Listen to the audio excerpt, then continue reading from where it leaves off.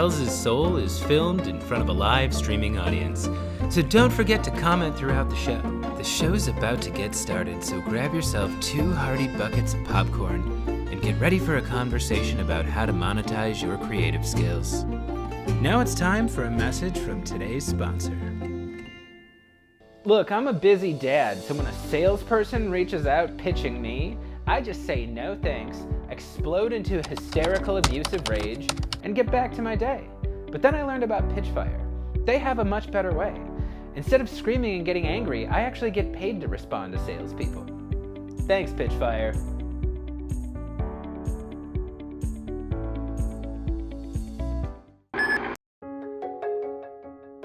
Hi, my name is Dr. Funkenstein.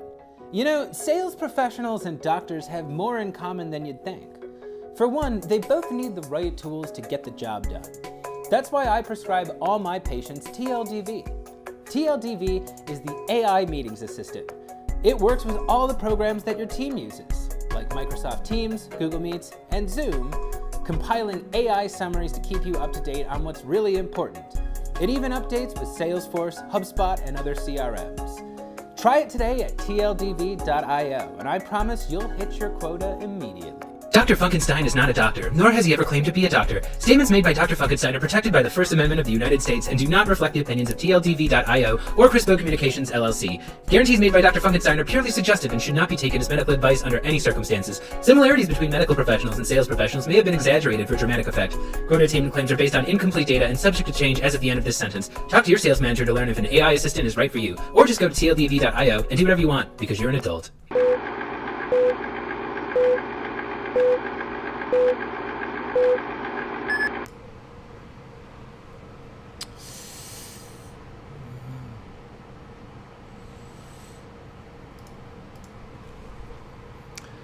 Live from Chicago, it's Chris Sells' Soul.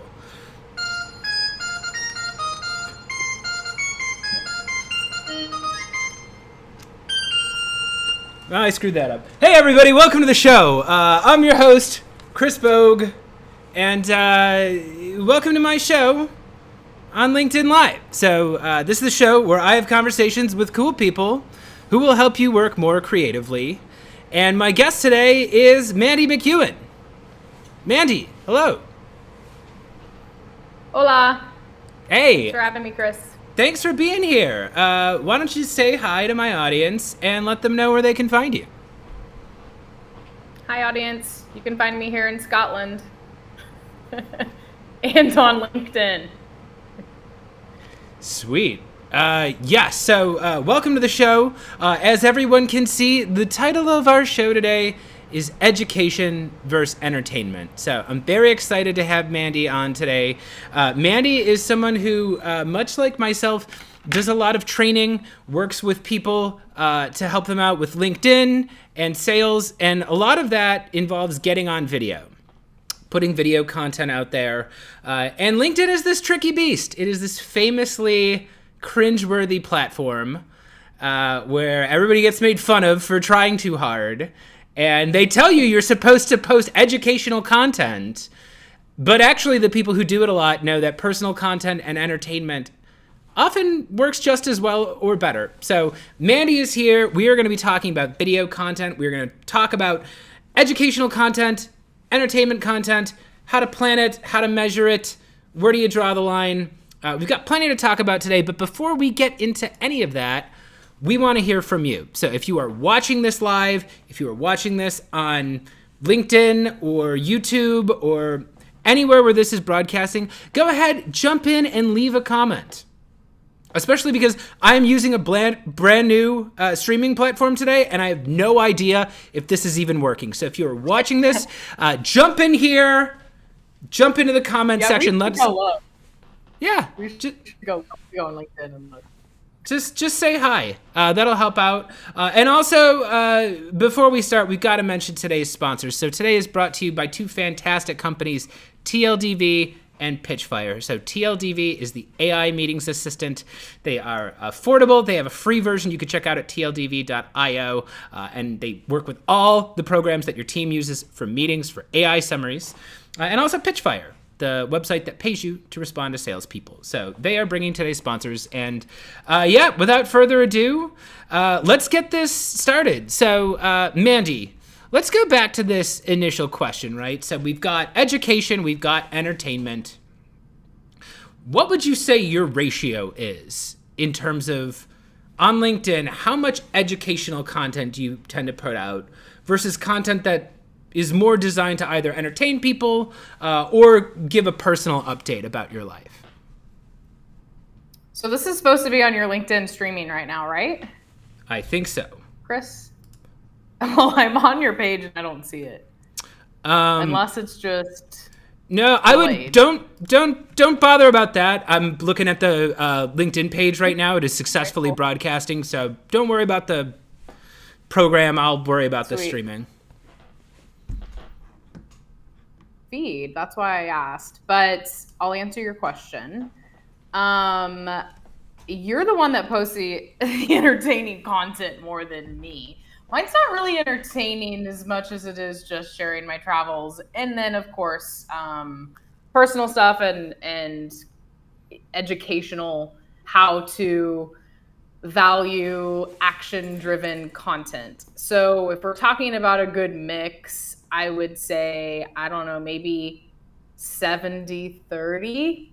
But I try to always include actionable tips, even when I'm posting like travel stuff, you know. Mm-hmm. You're rarely going to see me just, and I did this more in the past, I don't so much anymore, but you're rarely going to see me just post something random and personal without some sort of nugget in it, right? So I like to combine what I'm doing personally with my travel life and my digital nomad life with actionable tips. So that's kind of how I do things. But as far as video goes, I'm not really doing a whole lot of entertaining, funny videos. I'm just talking and giving people tips. That's pretty much my jam. Well, the reason why I asked is because I mainly, like, when I think of you, I think of your travels. You know, we can get deeper into this, but like, yeah, sure. Everybody on LinkedIn talks about a personal brand, you know, choosing what you want to be known for. And it's interesting to discover like what it is about the message that people actually remember, you know? So I've seen your branding. I know going to your website, you know, the sales knowledge and LinkedIn Sales Navigator. These are the things you're using as like the value add of what people get if they pay you for training. But the cool locales, you staying in a Scottish castle right now, that's the stuff that really is a differentiator. Well, you were talking. You made a post about Scottish castles, though, right? And it was that was a joke. Like their Wi-Fi, this castle's Wi-Fi is better than my Airbnb's. That was a joke. I'm not actually staying in the Scottish castle. They're not allowed. If you're not royal, you can't stay with them. Oh, however, details, they do have some hotels that are details.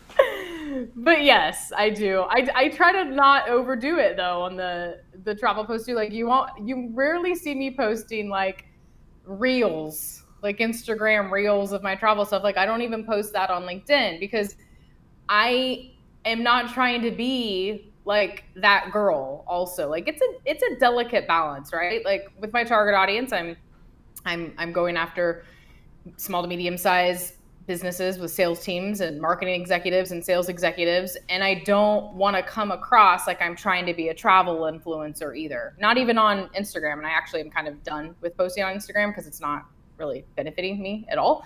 So for me, I am careful because I could post travel stuff galore. I have thousands and thousands and thousands of photos and videos that are amazing. But you'll see that I post enough for people to know that I'm a digital nomad and I travel to cool places, but I'm very careful on the balance between coming across as someone who's a valuable resource that is sharing valuable tips that helps people that is professional and a digital nomad sharing her life. And for me, I have to be careful with that balance because I want to come across the right way to my audience. Does that make sense? I guess. My question is, so you say you have to be careful. Has there ever been a situation where because I don't want to do too much. I don't want. Go ahead. Like, have you ever faced backlash of that? Has this sense of carefulness ever come because you've gotten complaints, or are you just kind of trying to imagine what the audience might complain about and try to kind of not let yourself veer into that place? No, I just know what my target audience wants. Like they want to be educated, and yes, they want to. Like, I'm still showing my personality in everything I do.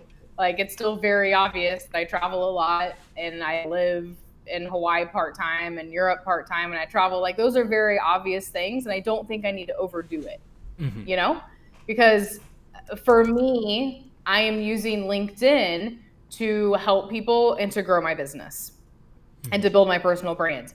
I don't need to be posting nonstop selfies on every trip that I take, right? So that is just a personal thing. It's not like I face backlash or anything.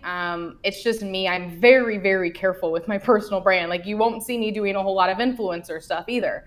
I deny the majority of like influencer requests and partnerships because I'm very protective about my personal brand and I'm very careful on what I do. But there is a strategy to that. I still want to show my personality. I still want people to have a peek into my life. But at the same time, I want to come across as someone who is providing a ton of value to people and not throwing constant selfies of myself traveling just for the hell of it, because I don't, and that's just me. This is a personal thing. And I've been doing this for a very, very long time. Like, since 2010, I've been building a personal brand literally for 14 years. Okay. So this is just how I like doing things, but I am a huge proponent of sharing personal content. I just need to keep a really delicate balance for me, for my audience. And that's just me. Yeah. Well, okay. That actually brings me to an interesting question. So I once, I can't remember who his name was, but he was like a business coach, and like he had this line about unfair advantages, which really stuck with me. And really, it's actually kind of surprising for me to hear you saying that, like, you're really not trying to lean into the travel stuff too much. Because I just thought it was like one of your unfair advantages, like an unfair advantage, meaning like if you have some sort of natural advantage that other people don't have, make it a central part of your marketing. In my case, it's the sketch comedy. It's the sketch comedy and the improv. I do that for a couple reasons. One, it's because all my training, my video training and stuff, has a lot of improv theory built into it. Stuff that I learned at Chicago's Second City and improv theaters that have been super influential to me in sales and also just as a performer that I never hear salespeople talk about, So I put the improv out there, like, because yes, comedy and attention are important, and like it's easy to get attention by being funny, but also I'm trying to showcase what the audience is going to get if they hire me to come in. Like, I'm going to be training them using improv exercises. We're going to be having fun. We're going to get them active and doing things and getting out of their shell, So when I saw you posting, pictures and stuff like that, taking like video from these beautiful locales, I'm like, that's a great unfair advantage. You are just in a location that most people will never get to see, and delivering, even if it's really straightforward, actionable sales information, delivering that from an unusual place that's very attention grabbing, or getting a picture there. It just seems like such a cool thing that other people who maybe are offering a similar service, their content is just not going to look like that, So what would you say your unfair advantages are?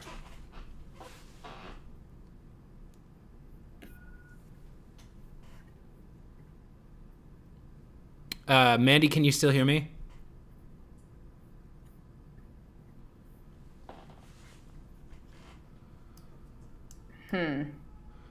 I can hear you. I'm still sitting here. I can hear you, but it seems like you're not able to hear me.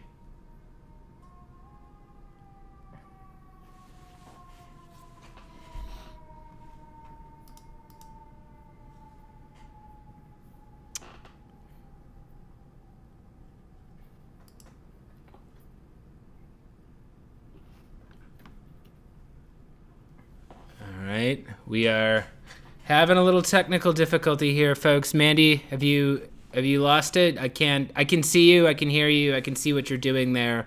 Are you not hearing my audio anymore?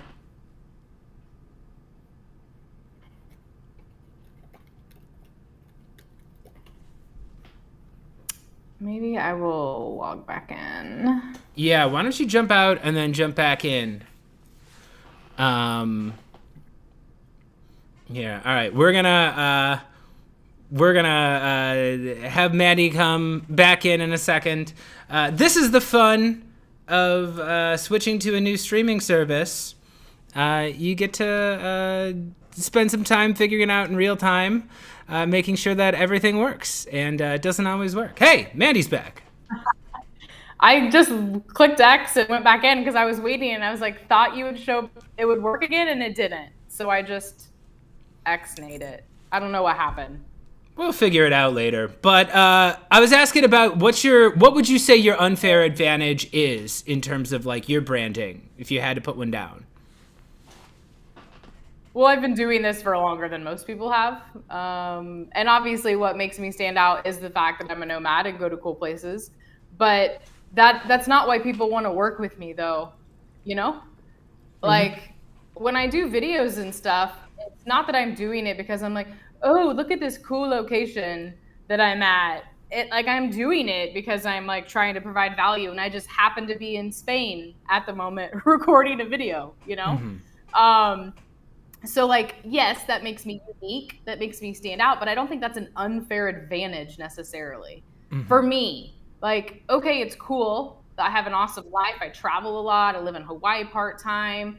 But that's not why people choose to do business with me. They choose to do business with me because I know my shit. I've been doing this for 14 years. I've worked with some of the best brands. I've been doing this longer than a lot of people in my space have been doing it. And I've built up a brand over those 14 years and a reputation of someone who knows her shit that gets results. Like, that is my unfair advantage. I didn't just start this yesterday. I didn't just build a personal brand 2 years ago. I've legit been building a personal brand since 2010, and I've seen the industry change tremendously. So to me, that's my unfair advantage. The travel shit is cool. That just makes it cool. That just makes me cool, right? That just like makes it more interesting. But I don't think that's necessarily an unfair advantage. Well, I guess then the question would be, so and my personality, I would say. Okay, well, so you coach a lot of people to make LinkedIn content as well, right? Yeah, for sure. All right, so like when you're coaching other people, and like I'm sure this happens all the time, because this happens to me when I coach people, I'll meet people who, they know their shit too. They've been doing this for 20, 30, however many years. But they never spent the time creating LinkedIn content, or they never spent time putting videos out there, or putting written content out there. So like, what advice do you give to people who like, they want to go out there and give advice on sales or marketing or whatever their expertise is, but they feel like they're not going to stand out in a sea where there's so many people doing the creator thing, so many people out there giving knowledge. Like, what advice do you give people so they can stand out and let people see that expertise? Be yourself and show your personality. And that's kind of part of it, right? Like, it's very obvious, like the type of person I am. So when I'm making video content, you can see my personality, even when you read my content. And so people know what it's like to work with me. People will know what it's like when I train their team, because I bring this energy to the table. So when I'm training people, I'm telling them, bring your energy, bring your real authentic self, like share your own unique stories and your own unique viewpoints. And when you do that in a way that is different from everyone else, that's how you stand out, because all of us have unique experiences. We've all lived different lives. So we could be the same profession and have 20 years of expertise, but you're going to have a different viewpoint on things than I have, because we've just had different experiences. That is what makes you stand out. So it's a storytelling element of telling stories, putting your unique viewpoints, your unique spins, what you found, etc. And then of course, showcasing your personality and leaning in on that personality. So that is how I train people. And I'm a huge proponent of video, obviously. The best way to show your personality is to leverage video. You don't have to be as funny as Chris Bogue here to stand out and maximize the power of video. You just need to get on camera and show your personality and show that you know your stuff. So this is what I help, sellers and executive teams do. And to me, that is everyone's unfair advantage. We are all unique and we all have unique personalities. And of course, you can lean into little things like your improv, my digital nomad life. But at the end of the day, people are choosing to work with us because of our energy and our expertise and the value that we bring to people. Yeah, I guess, and obviously you need to show your personality with personal. Yeah, I hope you weren't. Such a delay here. I know. I'm again still getting used to this, but I don't know. Again, I wasn't meaning it to be like a negative thing. My whole thing is like, no, I know. People have to figure out which version of themselves is like the most effective and show up as that on video. So like I know some people who like they are not super funny, they are not super charismatic, and I'm like, that's fine. You're a no nonsense type. You're a person who's up there and you're a serious person and you're a credible person, and like that is your personality type. I'm not going to tell that person to go be super smiley and happy, because then it's going to look like they're trying to be something that they're not. I ask about the unfair advantages thing because personally myself, my whole story is like, I had been doing comedy since I was a teenager. It wasn't until my mid-30s that this actually started in a professional aspect. I always thought that it was a flaw. I thought it was a side thing that couldn't be helpful. It wasn't until I started learning from people who had done quite well for themselves, creating content engines and stuff like that, that I realized like, oh, I can lean into these skills.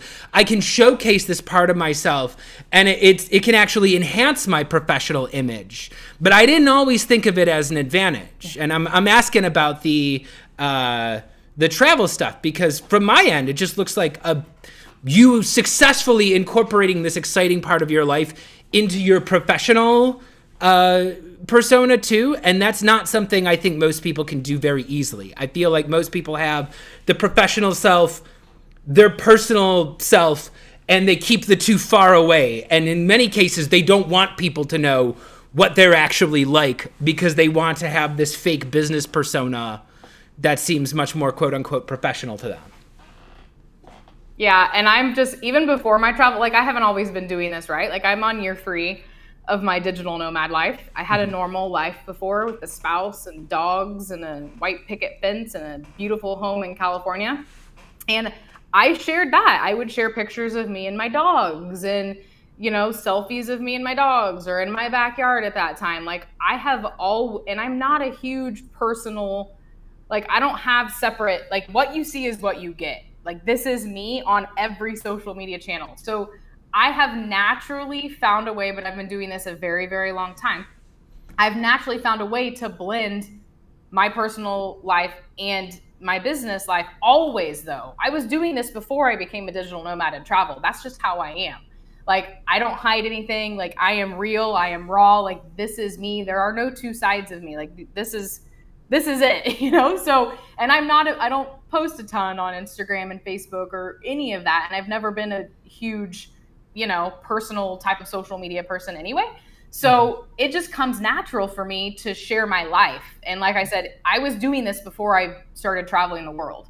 And I know it's harder for people, but again, I've been doing this for so long that it's just natural for me to do this, and to show who I am. And that's a big part of what I sell too, is like, this is me. This is what you get. I'm going to bring the energy to people. I'm going to get people fired up.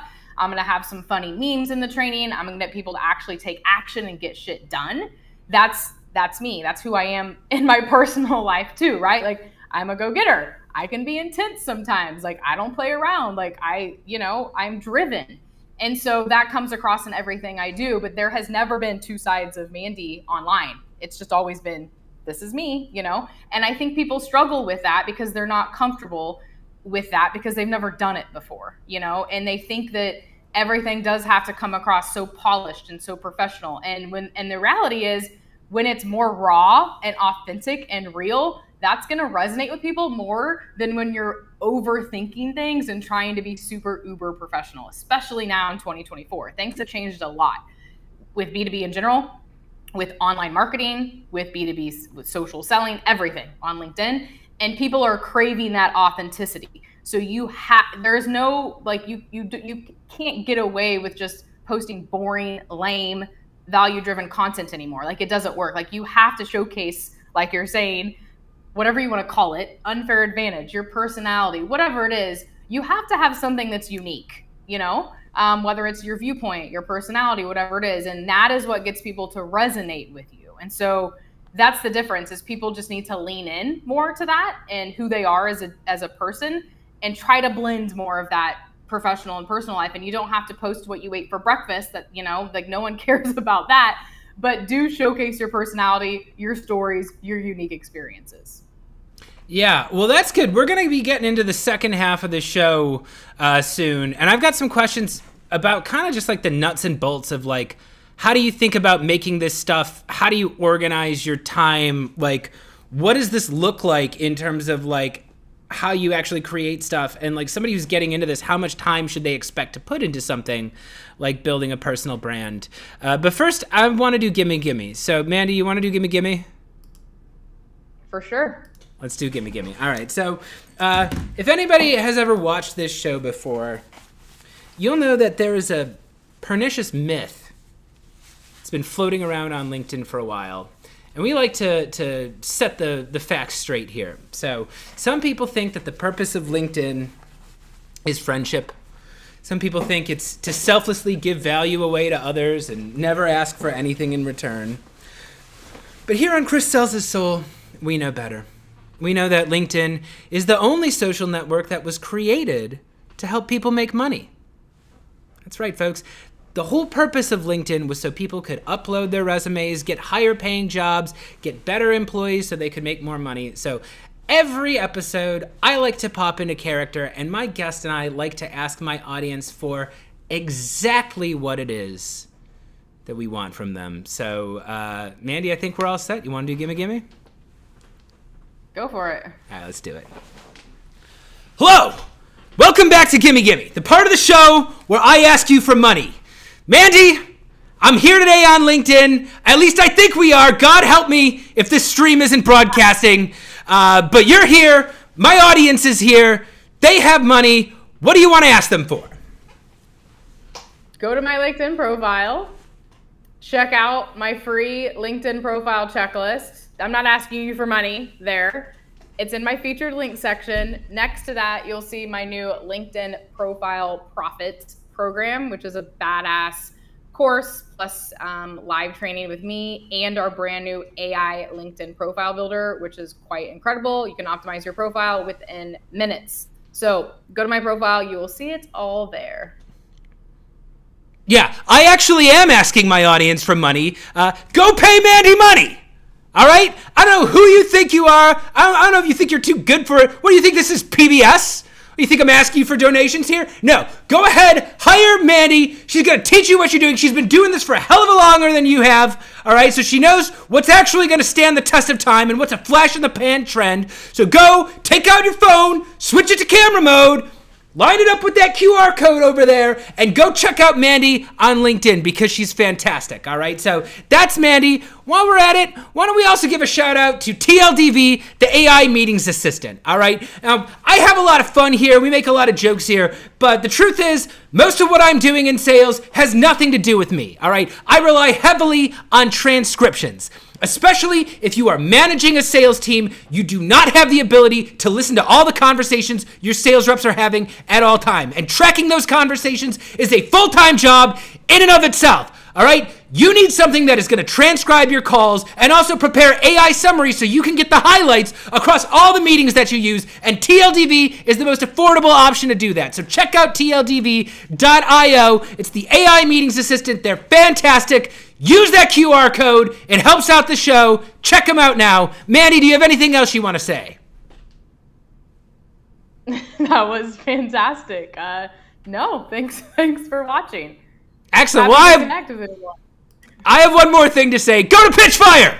Pitchfire.com. I'm sick and tired of logging into LinkedIn every day, reading heads of sales complaining about getting pitched. You're in sales. You don't get to complain about that. That's part of the territory, all right? So if you're sitting there whining and you can't believe how unfair it is that people would reach out to you as a corporate professional trying to ask you for a meeting, go to Pitchfire.com. They are the website that will actually pay you to respond to salespeople.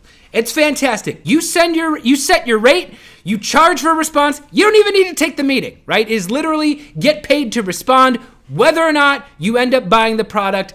Go to Pitchfire.com. It's going to help you out. Get paid today. Mandy, you got anything else?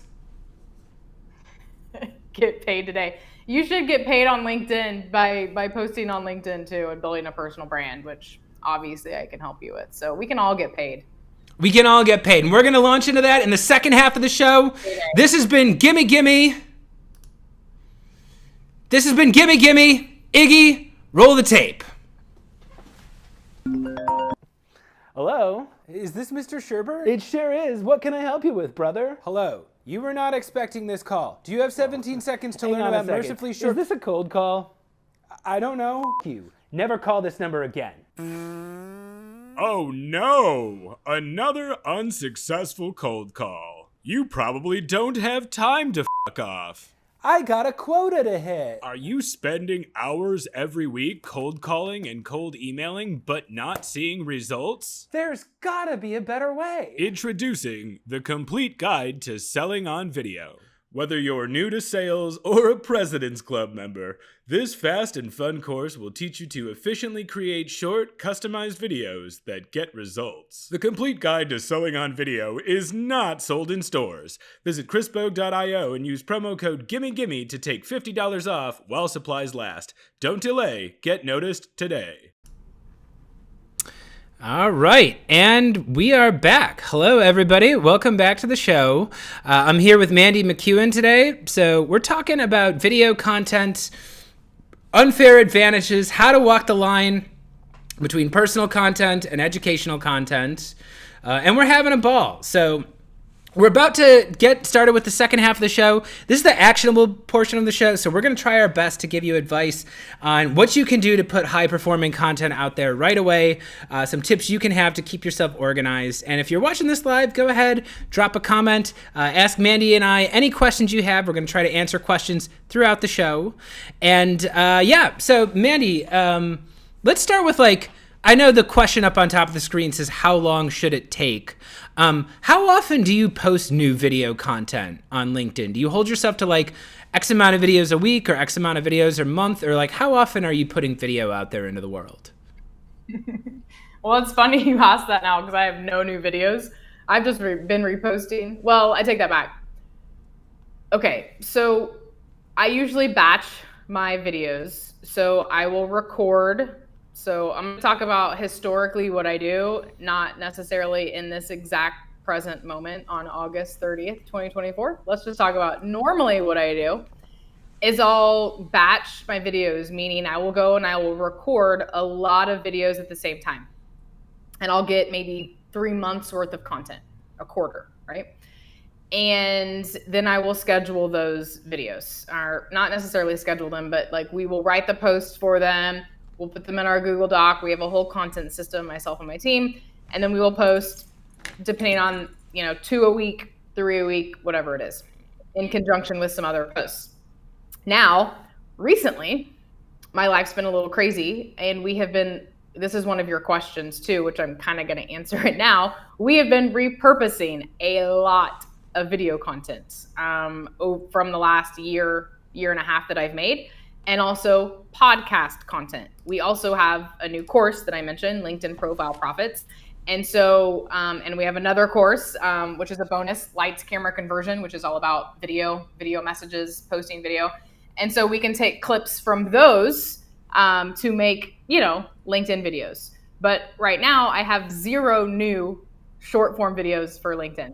There's none. So what you see is all repurposed or from my courses. It's on my list, but I have so much and I'm on podcasts all the time that there's a lot we can do with repurposing. So usually I'm recording once a quarter and then I'm scheduling those out.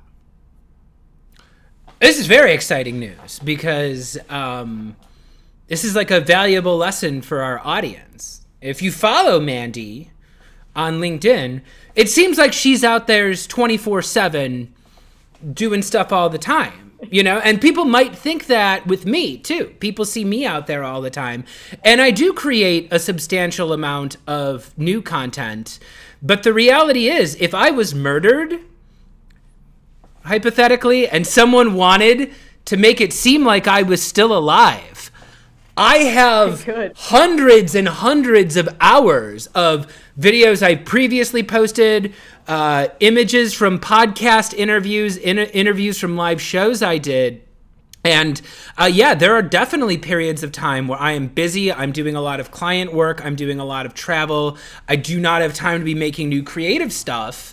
But I can pad out my schedule a little bit by using high-performing videos I previously used and also finding interesting things to do with footage that I've already recorded. So, Mandy, when you say that you are repurposing footage from podcast interviews, does that mean you are just clipping out a segment and just posting it straight onto LinkedIn? Or are you having somebody edit that footage into some sort of other kind of format? No, we just so a lot of times, like, for example, I'm on Sell Better's show a lot. I'm going again on October 10th, I think, 1st, I don't know, sometime in October. And so they give you clips. So depending on the podcast, they will give you several clips to use, and I will use those. Or we will just use like Opus Clip, the AI tool, Opus Clip, and we will just go to the YouTube video and have Opus Clip do it for us. So I'm only paying video editors to create my own talking head videos. I don't spend money paying someone to edit podcast videos. I try to leverage AI or what the podcast gives me. Mm. That is interesting. So I'm going to ask you a question then. As a host, this is something that is actually incredibly frustrating. And so, like, I have done things before where I record the broadcast, I make mini videos, and then I send them out to the guest, and the guest does nothing with them. Why don't more people just repost them? No, and again, me neither. I don't know. It is a wonderful gift to me when I get done with an interview and they send me a Google Drive file that has 6 different vertical videos. I'm like, that's great. I can just leave that and I can spread those out over a couple months and I can drop them in there and tag the other person. Why do you think so many creators let stuff like that just go to waste? I think they just have so much going on that they don't take the time to do it, or they're lazy, or I honestly don't know. Maybe they didn't like what they said in the clips. That's a really good question, because to me, that's free content. And when we say free, like, I don't have to pay anyone to make this for me. So to me, I'm like, I spent my time coming on this with you. You spent your time with you and your team and your money doing these clips for me. I would be an idiot not to share those, because it helps me and it helps you. And like, that just makes my life easier. That's how I think of it. I don't know what the deal is with other creators that don't do this. Honestly, it's kind of mind-blowing to me, because I'm like, you have content right there and it's video content and you're on talking about your expertise and you're not going to leverage that. Like, it just seems silly. Yeah. You know what I think it is, Mandy? I think people are afraid that a podcast clip is not going to get the level of engagement that they want. And I think there's a lot of people on LinkedIn who think if they post a video and it only gets a few likes, that it's shameful and it's a failure on their part and they need to delete it because it's not high performing enough. And I guess we can talk about this because you'd be a good person to talk about this with. But like, do you struggle with that? Or do you ever have, are you the type of creator who you put a post up, let's say it performs below expectations and gets fewer views, fewer comments, fewer likes than you want? Are you the type of person who just leaves it up? Or are you the type of person who will remove low performing content because you don't want it showing up on your profile? I've removed one post and there was other reasons for the not low performance in the last, I don't know, year and a half. I don't care about vanity metrics. But again, I've been doing this for so long. I feel like an old lady at this point. I don't give a shit about impressions, likes, comments. I don't care. What I care about is leads and giving value to people and having people tell me, I love your content. I've been following you for years, and then reaching out, and then they become a prospect that becomes a client. I care about revenue and providing value. I don't get into the weeds of looking at impressions and likes and posts. Sure, I'm going to look at how content performs and what types of posts are resonating more with people. That doesn't mean I'm going to delete something, because in my case, something that got like 10 to 20 likes is really bad for me. You can go right now and see, I just posted something this week that has like less than 20 likes. I don't care. Like, it does, to me, I don't care about any of that. I care that I'm continually showing up and I'm helping people, I'm providing value, and that is leading to new business for my company. That's all I care about. I feel like this is also a new creator type of thing. They get so caught up in the vanity metrics. I am an old lady at this point because I've been doing this for so long. So for me, it's like whatever. But newer creators are so obsessed with metrics, numbers, impressions, likes, comments, that they do the stuff that you're talking about right there. And to me, it's a waste of time. No one is going to judge you if your post no one's not going to work with you because your post yesterday got 2 likes. That's absurdity. But people get so wrapped up in those vanity metrics that that's what they do. And then they waste time doing that. So I am not like that at all. But again, I'm the old lady here that's been doing this for so long that it doesn't matter. As long as people, and they do, keep telling me that I love your content, it's so helpful. And as long as I continually get leads from the platform, that's all I care about. Yeah, I like that you brought up like how it can be a very new creator fallacy to focus on, I'm fine calling them vanity metrics. How posting the graph of how many impressions you got this week, because you had a big spike. To me, those updates just show me, okay, you had one post that overperformed. The vast majority of your content is not doing that, I don't think people can actually realize that the opposite problem is even true. Like, here's what I think happens sometimes with my low performing posts. Let's say I have a video and it's like boss's head explodes because he's angry, right? And I get a bazillion likes because of it. And then the next day I post a clip from a podcast and it's a much less seen video of me talking about something very specific to sales, right? Sometimes the person that finds that funny video goes and watches my other stuff, and then they watch that video that's not nearly as attention grabbing, and they're like, oh, this guy looks like he knows what he's talking about. Like, I think this guy might be able to understand what we're doing.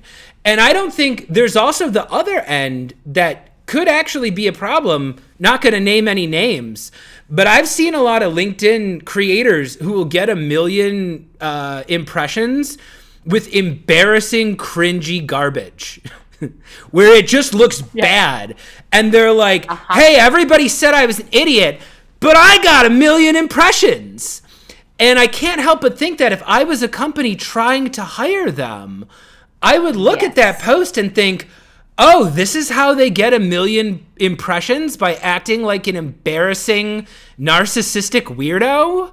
I'm not even going to check out their other stuff, And I don't think it occurs to those creators that sometimes when somebody sees a video that only has 5 likes, sometimes the audience's impulse is not to judge you by the number of likes, but to watch the video and to judge you based on the content of what you're saying. And absolutely. So how often do you get that? Because I actually think this might be like a provable thing where oftentimes those low performing videos are what push the people into hiring me. If they say, hey, I like your content, I'll ask them, which one did you see? They'll mention some video 2 years ago that got 10 likes that I didn't even remember making. It was not the one that got me 1 million impressions 6 months ago that everybody and their grandmother saw. So, how do you think about that? And again, I changed the question up here, but like when you're planning this, when you're working with your team, Like, do you decide on each video, like what purpose do we want it? Like, do you spend a lot of time thinking about what actions do you want them to take, or do you mostly focus on like topic and are we talking about the right kinds of things that are like on brand for us? Yeah, a lot of it is, because it's both, like, because they go hand in hand, right? Like, we want them to take this action, but we're going to give them valuable tips. And a lot of it is like what we're seeing right now that is, that comes up time and time again. Like, I post about the same type of stuff in different ways a lot because it still struggles that salespeople have with social selling and LinkedIn, personal branding, sales navigator. So it is very much topic focused on things that I train teams on. And that's how we do it, So it's like, what are the hottest topics that we see? And we do look at analytics. Like, I'm talking smack right now on vanity metrics, but of course we're going to look at analytics. We're going to see what topics performed best, right? We're going to look at the impressions, the likes, the comments, etc. And we can kind of draw a conclusion on basically like which topics are hotter for people. Also in the messages and the DMs, which ones are we getting leads from? Because you're right. Some of the lowest performing videos get the most leads, but then we know, okay, that was obviously a topic that is resonating with people. We should create different types of spin-offs on that same topic, right? So this is basically how I plan the content that, we're making, the videos, etc. It is very much based on, in my training of sales teams, this is what we cover. These are the things that are their biggest struggles, right? And that I know people are struggling with. Yeah, and this is another thing I try to let my audience know is that I'm like, look, there's a lot of reasons why you should not just delete something even though it didn't get a bazillion views, and like surveying your audience and talking to your customers is very important. And if you're in a situation where the people that are paying you money tell you, I found this video valuable, I found the knowledge valuable, it really helped me, but that video did not get a huge play in the algorithm, you could re-release that same video with a different hook. You could refigure the first 5 seconds of that video. So it's the exact same lesson and the exact same message, but maybe you found a more inviting way to start, like a first line of dialogue that pulls people in more. And I'm like, hey, just because it didn't get this giant reaction doesn't mean that's 100% failure, It just means oftentimes that the first 3 seconds of the video were not immediately attention grabbing, And I guess that'll take me a little bit more to this question. So I'm very interested in people's organization for their creativity. I often tell people that they don't have a creativity problem, they have an organization problem. If you have 1 million great ideas every day and you never turn any of them into reality, your ideas mean nothing. You've got all these creative things going on in your head, but there's no way to share them with other people, And I find oftentimes people will think of 10 great ideas in a month and they'll make one. So what does your process look like? How does an idea go from like getting it in your head, or maybe you're using analytics, maybe you're using some sort of social listening to get your ideas, but like, how do you actually turn this into a process? Are there certain tools you use? Do you use paper and books? I do a lot of writing on paper. What does your organization look like behind the scenes? My handwriting is so terrible. I can't even read my own handwriting. So I never write physically anything down for that. Couple of things. One, of course, we use analytics. We use Aware app, which is awesome. And then I have a messy Google Doc that is giant. And what I do is when I see a post from someone else, it could be on LinkedIn, it could be a tweet, it could be an article, it could be a blog post. A lot of the time it's LinkedIn. Of course, I'll use the save feature on LinkedIn, little 3 dots, click save. But I also have a content ideas Google Doc that's pretty giant. And that's where I put everything in. And then I work with my team when I have those ideas, and we use Basecamp as our project management platform. And I'll go and I'll tell them, these are the posts that I want to post, recently, like let's come up with some content around these. And then maybe some of those are video based content. And so then we have a whole other, sheet for that where it's like, these are the video topics that we need to make. And then with that, it's basically a topic and bullet points. So I don't script really anything like verbatim. It's very much just, this is the topic that I want to talk about. These are the bullet points. So we kind of do this separate for non-video posts and then just regular text posts with images. But it is very much, when I come across stuff, I just put it in this giant Google Doc. And then when I'm ready for new content, I'll go look at the Google Doc. I'll scroll down. I'll see what I like. I share it with my team. We come up with content. Same with the saved posts on LinkedIn. When I'm ready, need new inspiration, need new ideas, I'll go and I'll look at all of my saved posts that I have on LinkedIn that I might not have put into that Google Doc. And then we'll work from that and create content from that. And then obviously when it's my own content, I'm looking at the analytics to see what is performing best. And then I'm using that to create maybe similar topics or something that's slightly different, but of the same, concept. Yeah, that's interesting. So if anybody at home is going to take one lesson away from today's episode about content creation, write your videos in bullet points. That's so helpful. For a couple reasons. One, I tell people, like, the bullet points, it keeps you on message while giving you the flexibility to improvise. And it makes it easier to edit your stuff. If you're going through and you got a couple bullet points, you can cut one of those out if it's redundant. If you're just rambling from sentence to sentence, it's very hard to chop it up. But if you've got 5 bullet points, those are 5 separated ideas. And I just love that. And you can always pause too, like you have the bullet points and I'm like, shit, what was the third bullet point? And then it's like, it's okay because we're going to edit it. So I'll pause. And then I'll look at the bullet point. Oh yeah, that's right. And then I'll continue on the video. I don't even stop the video. And then we can edit that out easily, so it kind of keeps you on track when you're like, what did I just say? I just lost my train of focus, because we can just get rambling, as and not stay focused. So it helps me stay focused, but I can also, if I forget, then I could just go, if I'm not looking at it directly, then I'll just go and I'll look, I'm like, okay. And then I'll continue the video and we can edit out that part. So it does make things a lot easier. Tell me more about what you do with those interviews you were on. What's your process for going through, like, let's say you were on a podcast or a live stream or something. I guess, like, do you ever get the full video file and, like, chop them up yourself? Or is it pretty much just like if they already send you the pre-made video, you release it as Most clips? of the time it's just the pre-made videos.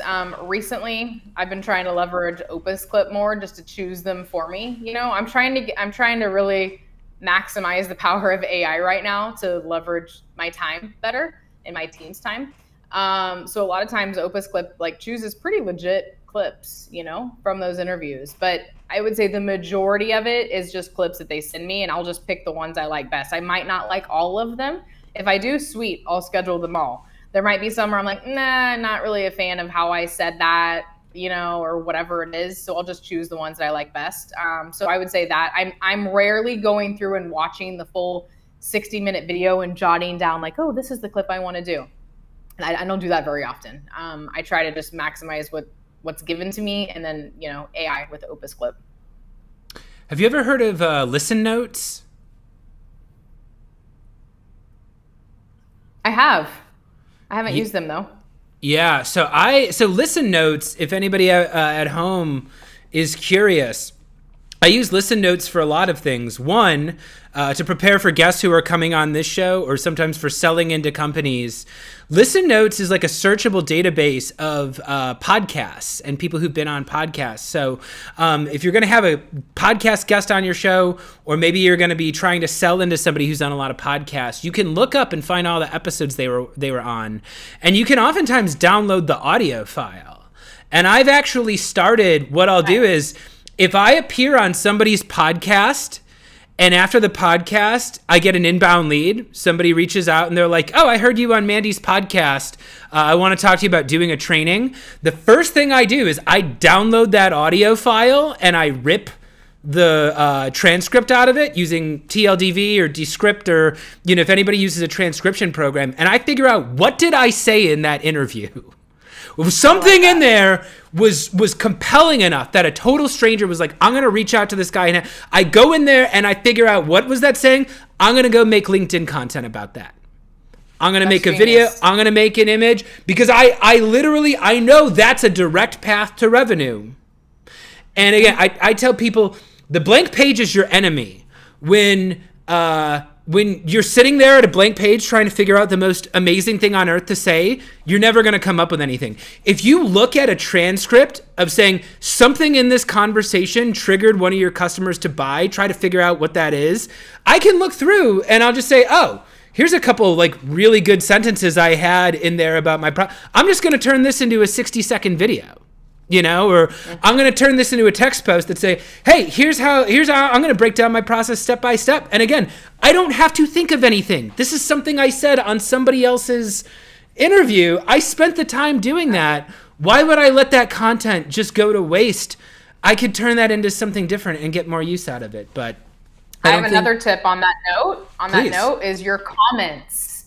So when you're leaving meaningful comments on LinkedIn, create a Google Doc, Word doc, whatever you use, copy and paste those comments, obviously like good comments, not like, great job, Chris, this was great. And then that's post ideas. Because if you're, what I train is like, leave 5 comments a day, meaningful comments on your prospects posts, leaders, etc. And then take those meaningful comments, put them into a Google Doc, and then bam, you have post ideas that you already spent time coming up with. So you're not, like you just said, staring at a blank screen. You're like, oh, I already commented 5 times yesterday on these topics. Here, there's one I could write about, So that goes along the lines of what you just said with the podcast as well. Yeah, everyone. So if you're watching this at home and you're like, wow, Mandy, that's such a great idea, but I'm never going to remember to do that, you're in luck. Everybody, if you're watching this live, take out your pencil, take out your phone, make a note here. LinkedIn actually allows you to download every single comment you've ever made. You don't even need LinkedIn Sales Navigator for it. If you go to Settings, Privacy, get a copy of my data. Anybody with a LinkedIn profile can do this. You hit the button, it'll download in 10 minutes. You can get a spreadsheet of every single comment you've ever made on LinkedIn, open it as a spreadsheet, add a column full of checkboxes and, mark it usable, and go through and mark every single comment that could be turned into a LinkedIn post. I guarantee you, if you are a prolific commenter on LinkedIn, you have hundreds of comments that are already there that you could turn into content like right away. So totally. Awesome tip, Chris. I love that. Yeah. Well, it's your tip. I just wanted to give them a shortcut for it. So, Mandy, I have a feeling I could sit here and talk to you forever and you would give me nothing but amazing tips, but it looks like we're out of time. So one more time for anybody who is joining us late today, why don't you just give my audience one more time, where should they go to find you if they want to learn more from you or maybe hire you to train their team? Yep. You can go to my LinkedIn, Mandy McEwen. You can find all the links there. You can also go to our LinkedIn training website, luminetics.io. But everything is linked on my LinkedIn, so that's probably the easier route for you guys. But happy to connect with any of you. Thanks for having me, Chris. Yeah, thank you for coming on. Mandy, it's been fantastic having you on. Thank you very much. Everybody at home, thank you so much for watching us today. We are going to be live again next week with another episode of Death by PowerPoint, so don't miss. Josh Bailey is going to be competing against 2 mystery guests. So I'm Chris Bogue. Go ahead, connect, follow me on LinkedIn so you never miss an update. Thanks for watching, and thanks again to our wonderful sponsors today, TLDV, the AI Meetings Assistant. You can check them out at tldv.io to start your free trial today, and pitchfire.com. Get paid to respond to salespeople at pitchfire.com. Thank you very much, and have a great weekend, everybody. Bye-bye now.